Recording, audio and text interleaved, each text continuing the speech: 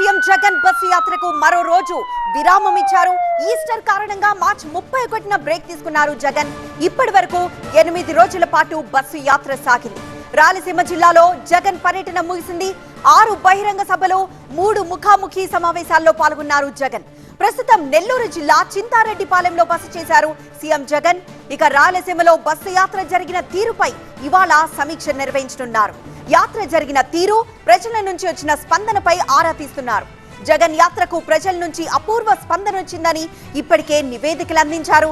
ప్రజలకు మరింత చేరువ కావడానికి చేపట్టాల్సిన చర్యలపై జగన్ చర్చించనున్నారు.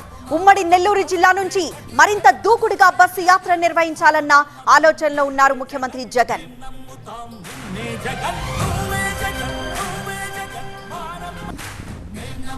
మొత్తం 8 రోజుల పర్యటనను 8 బాక్సెస్ లో టీవీ9 స్క్రీన్ మీద చూస్తున్నాం. డే 1 ప్రొద్దుటూరులో జరిగిన బస్సు యాత్రకి సంబంధించి దృశ్యాలని చూస్తున్నాం. ఇంకా డే 2 నంద్యాల డే 2లో అక్కడ ప్రజలతో మమేకమయ్యారు జగన్. ఇక డే 3 ఎమ్మిగనూరులో యాత్రను నిర్వహించారు ముఖ్యమంత్రి జగన్. ఎమ్మిగనూరులో కూడా ప్రజలతో మాట్లాడారు స్వయంగా. ఇక డే 4 తుగ్గలి కర్నూలులో పర్యటించారు. కర్నూలు తుగ్గల్లో ఆయన ర్యాంప్ మీద వాక్ చేస్తూ ప్రజలకి అభివాదం చేస్తూ మాట్లాడిన విషయం తెలిసిందే.